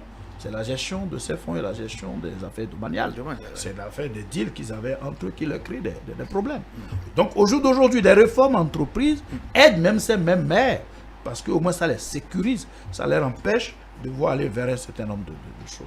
Et donc si on arrive à les aider, à ce qu'ils aient la possibilité eux-mêmes d'aller sur le marché financier. Je disais tantôt qu'au vu de ce que donne le droit qui est donné aux communes, le reste ne dépend que du charisme, de la capacité du maire. Et ça, je souhaite que tous ceux qui abordent le sujet des communes puissent rappeler ça. aux maires que de leur charisme, de leur capacité de leadership, de leur vision, dépend le reste sur le terrain. Le gouvernement fera ce qu'il peut. Vous savez, on peut gouverner de loin, mais on administre de près. C'est d'ailleurs pour ça que la décentralisation a été faite. Et la décentralisation a été faite pour permettre aussi à chaque commune de profiter de ses capacités locales pour pouvoir avancer. Les capacités de la ville de Porto-Novo ne sont pas les mêmes que les capacités de Savalou. Les capacités de Savalou, ce n'est pas les mêmes capacités que les capacités de Parakou, ainsi de suite. Donc chaque commune doit pouvoir, le maire, le conseil communal ou municipal, doit pouvoir identifier ses capacités, ses intérêts, ses points forts et arriver à les capitaliser pour pouvoir faire avancer sa commune. Tout ce que le gouvernement doit faire ne devait être que rajout. Mais si tout doit tourner autour de ce que le gouvernement doit faire, on peut bien se poser la question de savoir pourquoi on est en décentralisation. Pourquoi ne pas commencer à nommer les maires et les sous-préfets. Donc c'est dire, c'est qu'il faut saluer les initiatives du gouvernement dans ce sens-là et appeler, demander aux maires en exercice de multiplier des efforts sur eux-mêmes, de la capacité de réflexion. S'ils n'en ont pas encore, il faut en avoir à leur propre niveau, à savoir des comités techniques qui travaillent sur les points forts de leur commune. Très bien. Vous savez, par exemple, je veux parler par exemple de la ville de Porto-Novo, que je connais relativement bien, ou les communes de l'Ouémé. On ne peut pas faire d'eau au Nigeria et se plaindre dans l'Ouémé. On ne peut pas avoir la diaspora que nous avons à Lagos, à Abidjan, à Libreville, à Malabo, et même en Europe et ailleurs, et se plaindre dans nos communes au niveau du département de l'Ouémé. Et donc, il s'agit d'identifier... C'est tellement au niveau des autres départements aussi qui sont... C'est tellement, moi je parle juste de ça là, et ce que je dis pour le département de l'Ouémé, c'est-à-dire les communes de ce département, est valable aussi pour d'autres, mais c'est que chacun doit identifier ses propres points forts, ses atouts, et les capitaliser dans les... Et maintenant, dans leur initiative, il n'y a rien à faire. Le gouvernement le verra en appui. Si vous entreprenez quelque chose, par exemple, avec notre diaspora qui est aux États-Unis, bien qui est à Lagos, ou bien vous entreprenez quelque chose avec une commune de l'une des grandes villes de la sous-région, je veux parler de Dakar, je veux parler d'Abidjan, si ça arrive à un niveau où vous avez besoin de l'appui du gouvernement, vous appelez le ministre de la décentralisation au secours, vous appelez peut-être le ministre sectoriel au secours, vous appelez même la présidente de la République au secours, qui ne demande pas mieux, parce que les 117 communes, c'est ça qui constitue le pays, et donc si chaque maire peut faire l'effort de pouvoir aller drainer, de quoi travailler sur le terrain, mais cela suppose qu'à son niveau, qu'il ne politise pas tout. C'est d'abord, c'est le point le plus important, s'il y a quelque chose qui nous tire vers le bas au niveau des communes, c'est la politisation à outrance. C'est d'être en mesure, moi j'ai l'habitude de dire aux maires, c'est vrai, vous venez au Pêchoir, vous venez à la direction de la commune avec un parti politique, considérez ça comme le véhicule qui vous a conduit vers. Mais une fois que vous êtes maire, une fois que vous êtes conseiller communal ou municipal, prenez le costume de la commune. Parce que c'est le développement de la commune, parce que les pauvres populations, nos pauvres populations, qui vous ont voté, vous ont fait confiance, il manque un peu de tout en eux-mêmes. Ils veulent vivre l'ère de leur temps. Ils veulent même vivre aussi, eux-mêmes veulent vivre le développement. Mais si vous, en lieu et place de faire le travail pour lequel eux vous ont fait confiance, vous êtes là à politiser tout, c'est X qui peut faire le job. Vous êtes allé chercher Y, il n'y a rien à faire parce que les faits économiques, les faits sociaux sont têtus. Vous n'aurez pas de résultats. Et si vous n'avez pas de résultats, c'est les populations qui paient. Très bien. Donc, merci, monsieur Badaro Mokaram. Julien Tometi, oui, nous sommes toujours dans le volet des réformes, tout ce qui est évoqué de part et d'autre, oui, dans un cadre clairement juridique. Mais est-ce que nos maires, nos conseillers communaux n'ont-ils pas besoin d'une formation juridique pour leur comprendre, de comprendre ce qui se passe leur droit et comment procéder, Julien Tometi? Vous avez souvent dans les formations à la citoyenneté, on dit le premier danger de la démocratie ou de la bonne gouvernance, c'est l'ignorance. Donc à partir de ce moment, tous ceux qui interviennent dans les affaires publiques, notamment les maires, doivent être aguerris de tous les instruments dont ils ont besoin. Quand je dis instruments, c'est tous les instruments juridiques, techniques, financiers. C'est pourquoi tout à l'heure, en parlant par exemple de la question cette innovation des fonds d'investissement communal, je me suis posé la question de savoir est-ce que les maires disposent véritablement de cette compétence-là. J'ai été rassuré quand tu as la question de renforcement des capacités, notamment de séparer, d'accord, les postes politiques ou bien le volet politique, ou bien le rôle politique du rôle purement technique ou administratif. Et donc, ça, il faut espérer que on ne mette pas la charrue avant les bœufs, parce qu'on aura tendance à dire que ces fonds d'investissement communal tardent trop à venir, l'opérationnalisation tarde trop, et s'il ne faut pas commencer en attendant d'être en train de former les gens pour qu'ils arrivent à faire tout ça. Je considère que ce sera un coup d'analyse. Pourquoi je pense que, a priori, on pouvait ne pas geler les fonds FADEC, qui le temps de prendre toutes les mesures pour rendre opérationnel, d'accord, le nouveau système de mobilisation de ressources avant de suspendre ou de geler celles existantes. Parce qu'à un moment donné, les communes risquent d'être dans une position quelque peu de blocage. Et donc, puisque à l'analyse, le fonds d'investissement communal ne peut pas démarrer tel que je le vois, ou tel que je le pense, excusez, ne peut pas démarrer avant un an.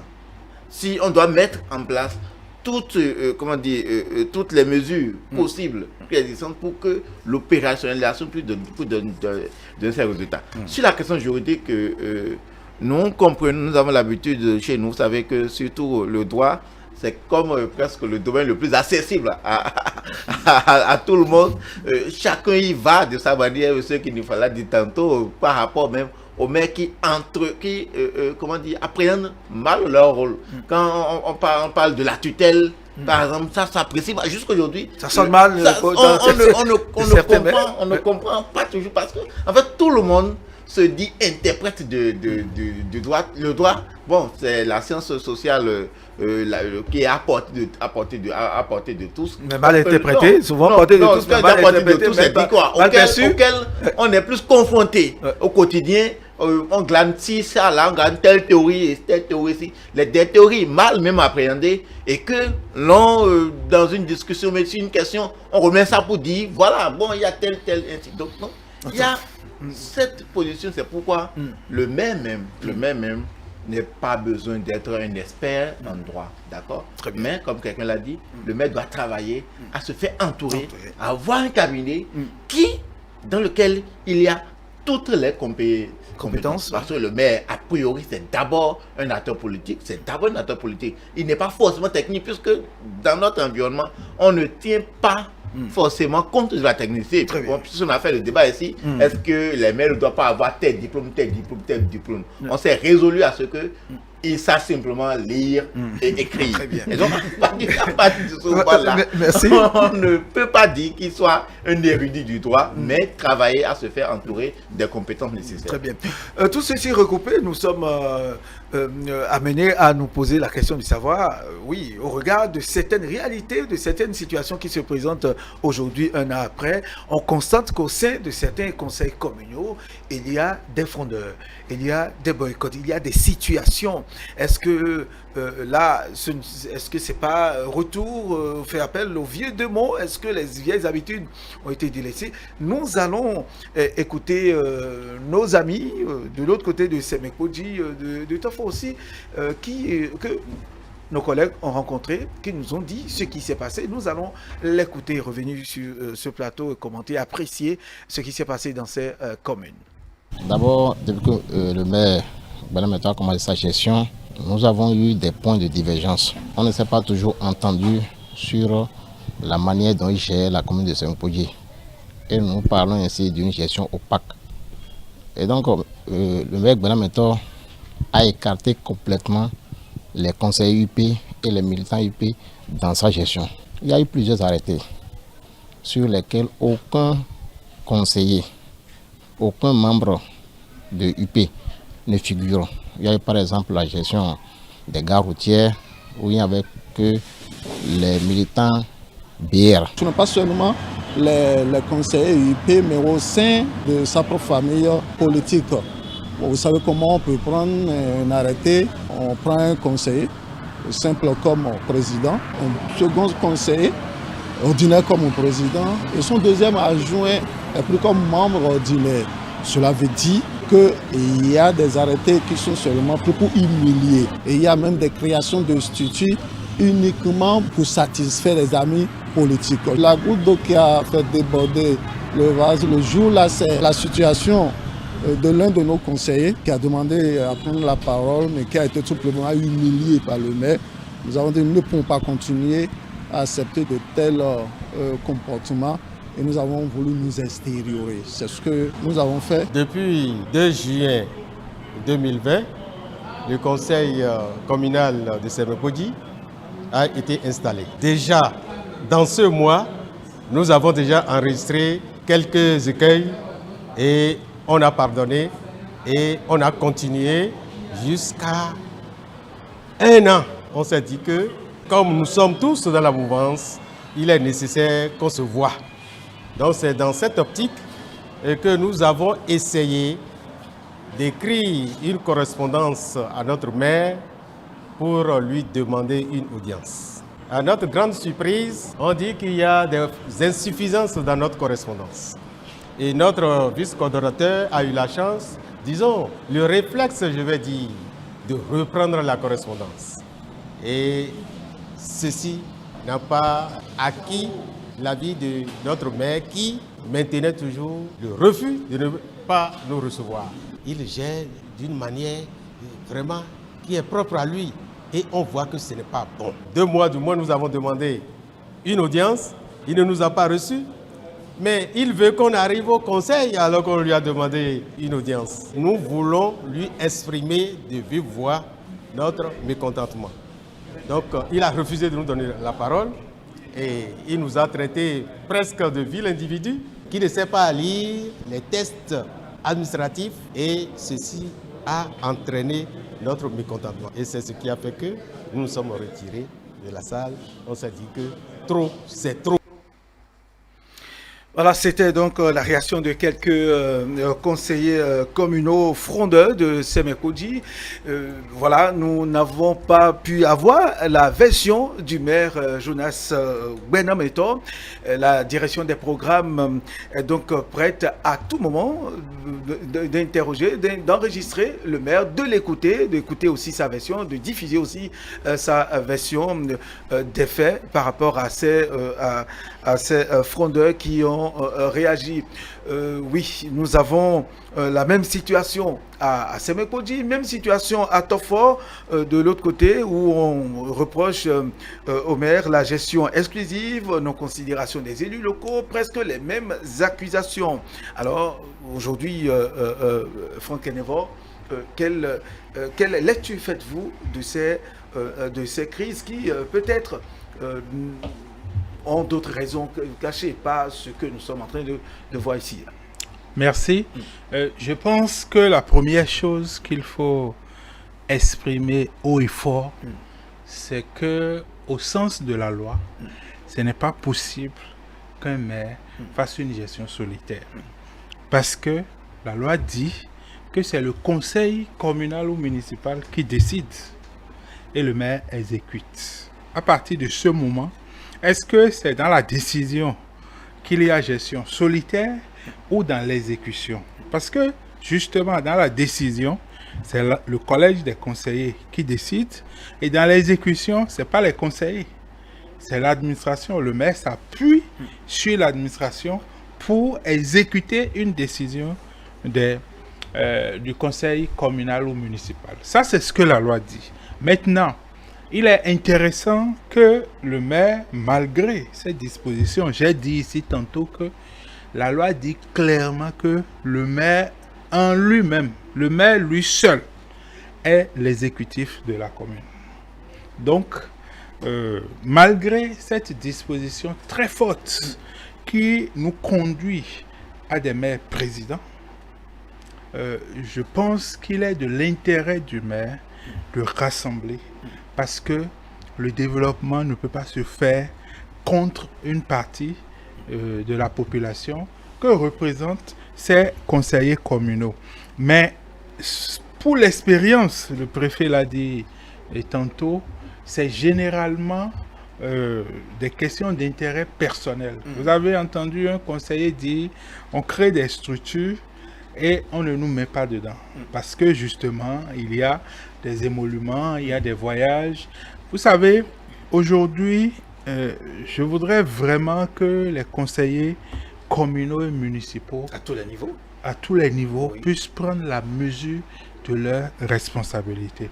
Lorsque vous allez dans une commune et que des conseillers se plaignent qu'ils n'ont pas de bureau, alors que vous n'êtes pas adjoint au maire, vous n'êtes pas chef d'arrondissement, vous n'êtes pas président d'une commission permanente, vous n'avez pas droit à un bureau.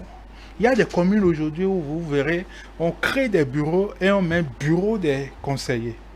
Or, le rôle du conseiller, qui normalement, s'il n'a pas un emploi, est peut-être à la retraite, c'est d'être un relais de la démocratie locale au sein des populations et de ramener les attentes des populations de sa circonscription au niveau du maire et de contrôler, lorsqu'il s'agit de contrôler l'action du maire, je suis d'accord qu'on puisse dire on a contrôlé, ça ne va pas. Mais qu'on dise qu'il y a gestion solitaire, il faut bien lire nos lois. Très bien. On peut souhaiter que la loi soit améliorée.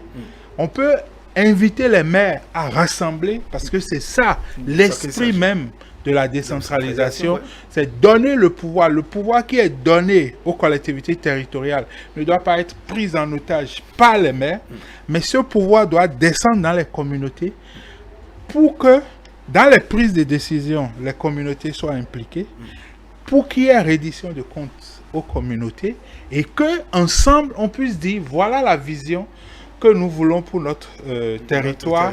Et le maire travaille avec le conseil, et pas seulement le conseil, la chefferie traditionnelle, le secteur privé, toutes les organisations de la société civile, tous ceux-là, pour atteindre ces objectifs. Merci beaucoup, Franck Enevoy. Je rappelle donc que voilà, ce sont les conseillers frondeurs de Sémékodi que nous avons écoutés.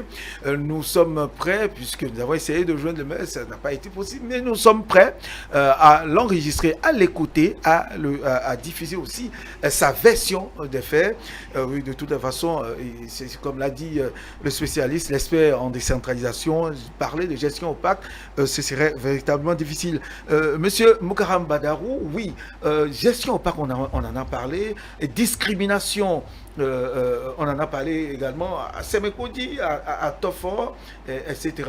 Est-ce que on peut dire, est-ce que ce sont les partis politiques qui créent ou bien qui créent ces tensions? Est-ce que ce ne sont pas les intérêts, la majorité, les histoires de majorité, tous ces problèmes regroupés qui sont en train de gérer ces problèmes qui risquent de faire effet domino? À coup sûr, vous pouvez le noter, ça ne peut pas être des partis politiques. Les partis politiques ont d'autres vocations. C'était parce que ce sont les partis politiques qui ont pris en otage peut-être. Les partis politiques cherchent même à ce que les choses avancent mieux au niveau de nos communes, puisque s'il faut solliciter le suffrage, c'est bien vers ces populations-là qu'il faut aller après.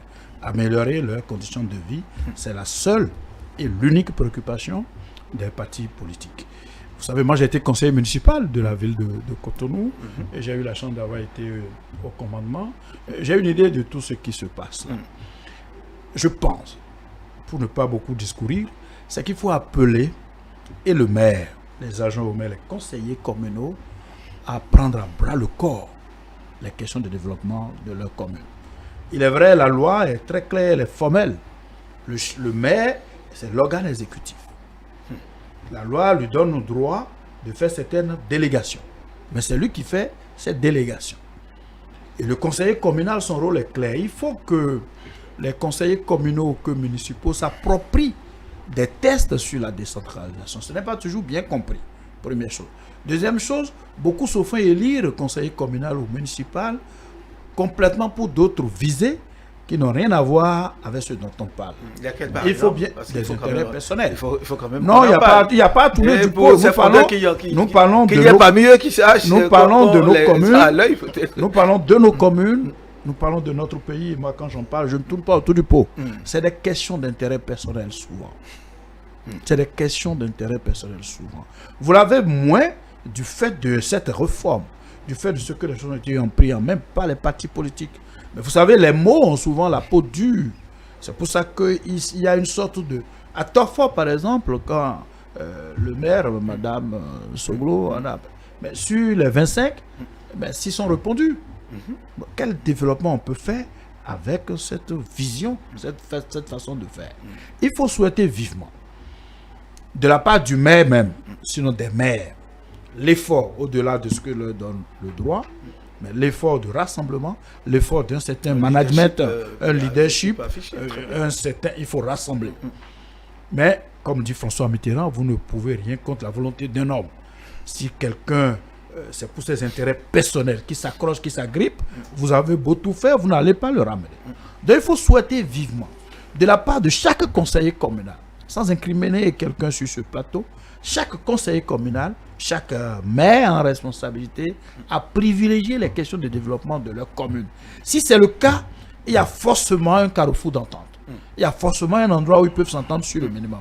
Mais si c'est ce que vous voulez, moi je ne peux pas, et c'est sur ça que vous insistez, à coup sûr on ne peut pas se retrouver. Très bien. Donc il faut vivement souhaiter que, les maires développent un peu plus de charisme et de leadership qui leur permet vraiment de rassembler, qui leur permet de convaincre en mieux leur conseil, les membres de leur conseil, et de savoir qu'ils ont besoin d'eux pour avancer. Il y a une sorte d'enchevêtrement, parce que comme l'a dit Franck tout à l'heure, c'est ça, ce que dit la loi, c'est-à-dire que le maire exécute, mais c'est le conseil qui décide. Et bien dès que vous avez la décision du conseil communal ou la décision du conseil municipal, c'est vous qui mettez en musique. Mais il est bon que de part et d'autre, que ce soit du conseiller communal qui a une charge, que celui qui n'en a pas du tout, une fois que c'est la question de développement qui est au centre, ils ont forcément un terrain d'entente.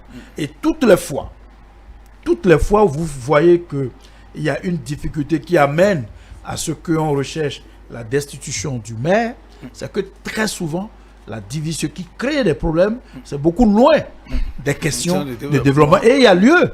Et moi, je suis heureux des différentes réformes, en tout cas jusque-là, qui sont faites, et qui permettent de ferrailler un peu les choses, qui permettent de redimensionner les choses, qui permettent de forcer un peu les pas. Parce que la démocratie dont on parle aussi, comme on l'a demandé à Jacques Chirac, démocratie, pour quel peuple, pour quel temps, pour quelle époque. Très bien. Donc en fonction de l'époque qui est la nôtre, en fonction de nos mentalités, en fonction de ce qui se passe au niveau de nos contrées, dans nos différentes communes, il faut légiférer en conséquence pour permettre à ce que les questions de développement soient au centre de ce qui doit se passer.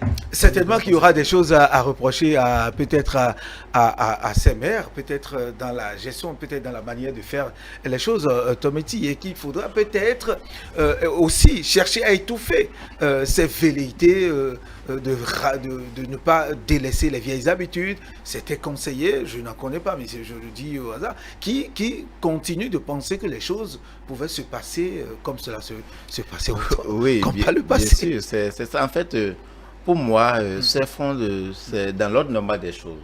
Ça ne me fait, comment dire, je ne suis pas ému devant le fait. C'est normal parce que le conseil communal est avant tout politique. D'accord? Nous prenons ces mêmes produits, c'est 3 partis politiques qui sont représentés. Et donc, il y a un parti majoritaire. Et donc, c'est normal qu'au sein du conseil communal, qu'il y ait front. D'accord? Seulement, ce sont les motifs, ce sont les arguments. C'est-à-dire, jusque-là, nous n'avons pas entendu que, bon, on a prévu telle ligne budgétaire, que la mairie a la capacité de mobiliser telle ressource, il y a les moyens de mobiliser telle ressource et ne l'a pas fait. Que le maire a détourné tel à son profit, ainsi de suite. On n'en a pas eu. Parce que les éléments, vous savez, les intéressés même n'arrivent pas à dire exactement ce qu'on reproche au maire, sauf que le maire fait une gestion opaque, comme si le maire, dans l'exécution des délibérations du conseil communal, devrait avoir l'obligation d'associer tout le monde. Parce que c'est en cela, lorsqu'on crée des commissions, au-delà des commissions permanentes, lorsqu'il y a des missions, tous les conseillers, on vient frapper chaque fois à la porte du maire. Monsieur le maire, je peux faire ci. À partir du moment où le maire n'est pas favorable pour telle ou telle chose, il fait dans nos considérations, il fait ce qu'on appelle une gestion opaque. C'est la définition terre à terre. Or, ça aurait pu être autrement. C'est pourquoi je disais tantôt que si c'était des arguments de fond, on comprendrait. Parce que, vous savez, la majorité de ceux qui sont fondés, c'est de relever, d'accord, puisque je disais que c'est un organe politique, c'est de relever les failles de gestion du maire pour constituer peut-être dans 5 ans, une alternative au sein de la maladie, relayer ce qui ne va pas. Donc c'est normal, c'est à bon droit. Mais qu'est-ce qu'on entend relayer? Lorsque vous n'avez pas d'éléments pertinents sur la gestion à relever, le mieux c'est, si vous ne pouvez pas accompagner, d'accord, le mieux c'est carrément de se taire. Parce que, bon, il y en a qui disent, des conseils communaux qui disent que eux, ils ne peuvent pas jouer au rôle de figurant, bon, ils s'ennuient, ils ont envie de travailler. Il y en a parce que la loi leur fait obligation, d'être présent au conseil, parce que quand vous manquez trois sessions, vous pouvez être, comment dire, vous pouvez subir une ligne d'institution. Et quand vous n'êtes pas là, vous ne prenez pas, vous ne prenez pas donc les gestions de présence aussi. Donc, ils disent que bon, eux, ils viennent, c'est comme ils viennent seulement pour être caution, d'accord, des délibérations, et que à partir du moment où le maire a les décisions, donc il devrait continuer à associer tout le monde. Alors que dans un conseil communal, vous savez, tout le monde ne peut pas avoir, ça ne peut pas en avoir 23, tout le monde ne peut pas avoir les mêmes visions. Il y a des gens avec qui il est impossible, d'accord, politiquement ou administrativement, de s'entendre, de collaborer. Parce mais que le maire tenu, il ne va pas tenir compte de ça, il est tenu de s'entendre avec ses conseillers. Ce qu'il vous propose risque de vous conduire demain là où vous ne soyez pas. Ceci étant, Franck, si vous le permettez, alors qu'est-ce qu'il faut faire? Nous allons à présent faire des projections pour les 5 prochaines années, pour contrecarrer tout ça, contrôler tout ça, pour que véritablement les maires puissent véritablement faire le travail. Je ne dis pas qu'ils ne font pas le travail, mais qu'il n'y ait pas beaucoup de choses à reprocher, mais qu'ils donnent beaucoup de sens de visibilité à leur commune. Oui, je voudrais quand même préciser, lorsque vous êtes conseiller et que vous sentez qu'il y a une gestion opaque ou solitaire, vous avez des voies de recours. La loi vous permet de faire signer une pétition, et cette pétition-là sera appelée à la prochaine session. Et donc, il y aura une délibération sur les éléments que vous avez évoqués dans votre pétition. Donc ça, c'est déjà un élément plus fiable que de faire des déclarations en l'air. Deuxièmement, vous pouvez écrire. On a vu dans des communes où c'est les conseillers qui ont écrit au ministre des Finances pour dire il y a gestion opaque, il y a gestion solitaire ici, et le ministre des Finances envoie une équipe d'inspection pour regarder. Il faudrait que si nous voulons être pris au sérieux en tant que conseiller, il faut qu'on utilise les canaux que la loi met à notre disposition, de sorte que de façon scientifique et crédible, le maire puisse être confondu s'il y a réellement ces faits-là. Mais parler en l'air, tout ça là, ce n'est pas une bonne chose. Maintenant, par rapport aux perspectives, moi je pense que le défi de nos collectivités territoriales, c'est le défi de la planification, de la mise en œuvre, du suivi et évaluation. Lorsque vous prenez la tête d'une commune, la première chose, c'est de planifier. Et donc, pendant la planification, il faut véritablement associer, au-delà des conseillers, les citoyens, les forces vives de la commune, pour que tous ceux-là se retrouvent dans la vision. Et donc, lorsque la vision est en place, c'est la vision de l'ensemble des citoyens. Ça, c'est le premier élément. Deuxième élément, c'est qu'il faut que les maires provoquent des formations pour l'ensemble du conseil communal, pour que chacun connaisse son couloir. C'est ça. Si je suis simple conseiller, quelles sont mes limites? Quelles sont mes prérogatives? J'ai assisté à des séances où le préfet donne des instructions à des chefs d'arrondissement sans que le maire ne soit informé. C'est une aberration. Il faut véritablement former tout ce monde-là pour que chacun sache à quoi s'en tenir selon le titre qu'il a dans la commune. Ce qui éviterait à l'avenir aussi ces situations de fraude. Et que le maire, lorsque la loi vous donne beaucoup de prérogatives, c'est une lourde responsabilité aussi. Lorsque le conseil délibère, je ne parle pas des... C'est comme un maire qui vient dire... Encore 30 secondes. C'est comme un maire qui vient dire, bon, le conseil a délibéré qu'on va dépenser 500 000 pour 1er août. Le lendemain, les conseillers viennent dire, où est ma part? Non, ce n'est pas ça. C'est que lorsque vous décidez, le maire, dans la mise en œuvre, doit faire preuve de transparence aussi pour que tout le monde soit à l'aise. Quand tout le monde est à l'aise et qu'on ne se dit pas, bon, lui seul lui bouffe, parce que des conseillers disent, oui, on est élus, tous élus sur la même liste. Merci beaucoup. Lui, il a véhicule, il a résidence, moi, je n'ai rien. Bon, c'est des choses... Bon, dans tous les cas, on aura d'autres occasions pour approfondir. Merci beaucoup. Julio Tometti, en termes de perspective, selon vous En termes de perspective, j'ai été tout à l'heure étonné d'entendre M. Moukaram dire que les partis politiques ne sont associés ou n'ont rien à voir avec cette fronde-là. Je trouve que c'est suffisamment dangereux, d'accord, pour des conseils communaux, membres d'un parti politique qui s'organisent pour faire cette fronde-là, pour poser des actes pareils, et que le parti politique ne soit pas associé, ou bien que le parti politique se lave complètement. Le parti politique n'est pas informé, les responsables n'est pas informé.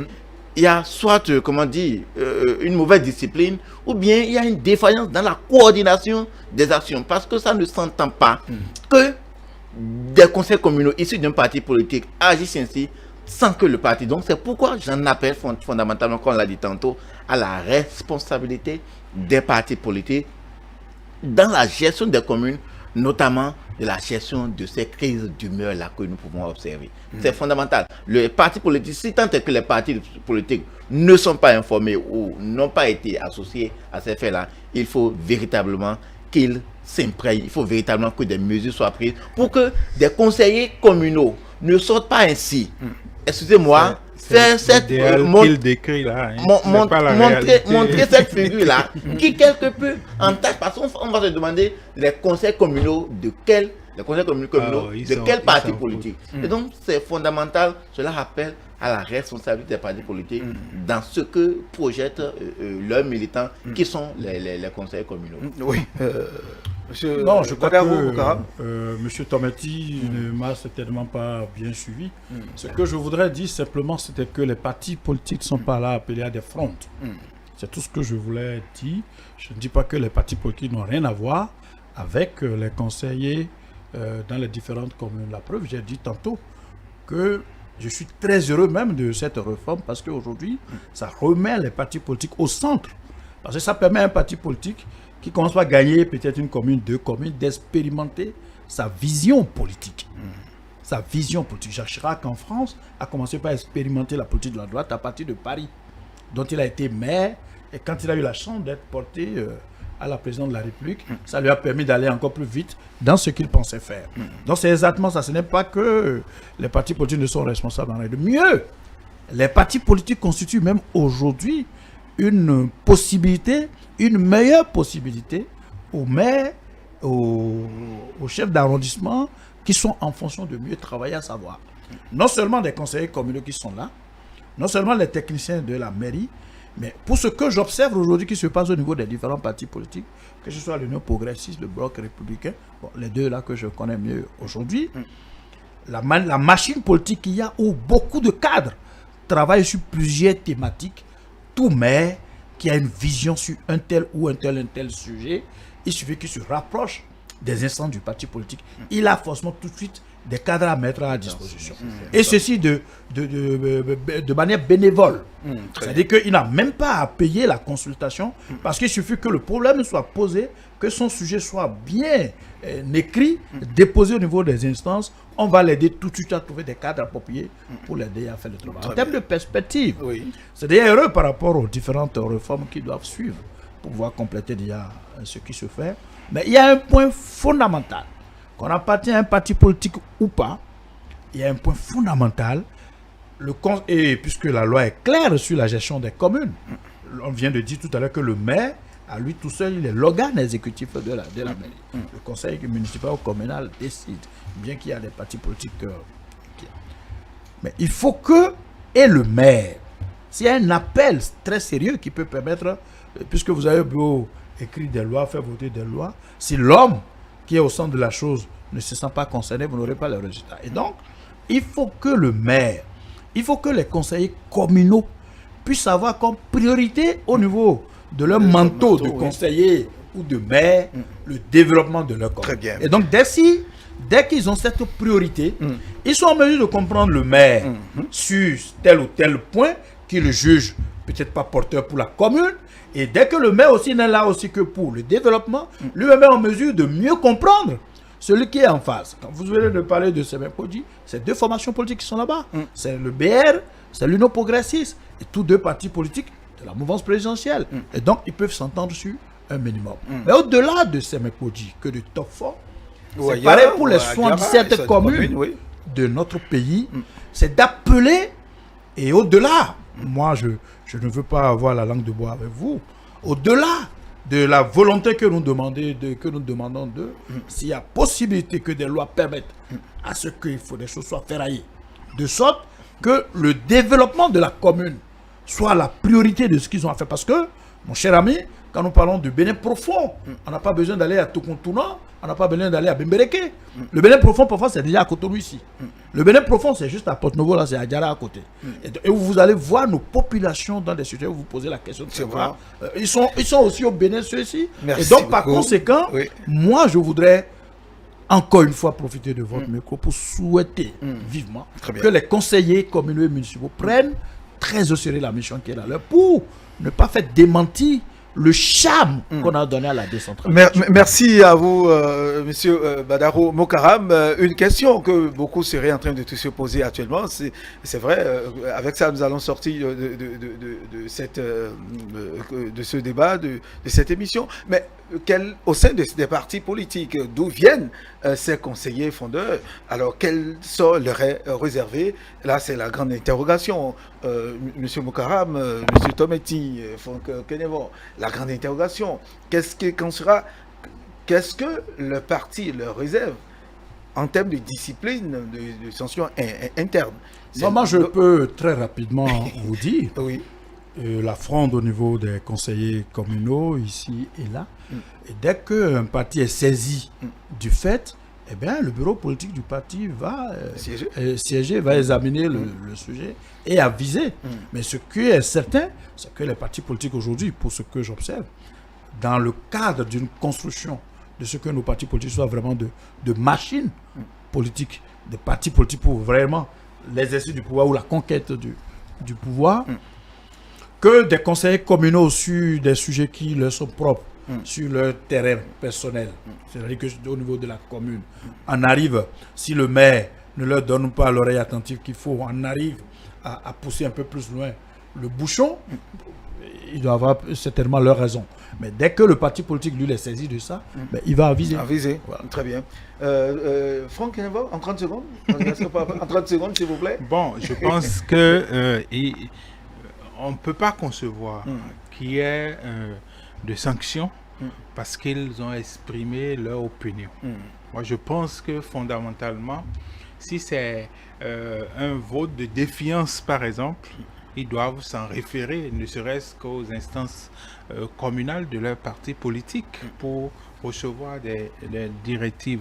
Donc, je pense que s'exprimer, boycotter une session, à mon avis, ça ne suffit pas pour qu'il y ait déjà des sanctions au niveau de leur formation politique. Merci beaucoup. Julio Tometi, votre avis? Mais j'espère qu'on aura la conclusion. Oui, ça n'est déjà la conclusion. Je dirais simplement, en fait, ce ne serait pas en termes de sanctions, mais en termes de réorientation, d'accord, des choses que des conseillers communaux auraient à reprocher à leur maire, parce que ça ne manquera jamais. Mais il faut avoir des arguments solides, il faut emprunter les voies adéquates pour que du sérieux sorte de ce que nous faisons comme revendication. Ça en va de la qualité ou bien de l'image de ces conseillers et aussi des partis politiques. Merci à vous, Franck Kenevo, expert en décentralisation, qui a encore des choses à dire, encore et encore. On passerait peut-être 24 heures. Oui, j'ai noté deux petites choses. Oui, vous mais c'est pas grave. Oui, c'est un véritable cours sur la décentralisation. La décentralisation, notée. Merci à vous, Franck Kenevo, expert en décentralisation. Julio Tometi, juriste, merci d'être venu. Moukaram Badarou, acteur politique, ancien préfet des départements de Lubé du Plateau, président de la Fondation Conscience Citoyenne. Merci d'avoir partagé ces moments avec nous, d'avoir servi en tout cas beaucoup d'enseignements aux conseillers et aux maires aussi. Merci de nous avoir suivis. Cette émission spéciale tire donc à sa fin. Très bonne suite des programmes sur ETélé. Le meilleur reste à venir.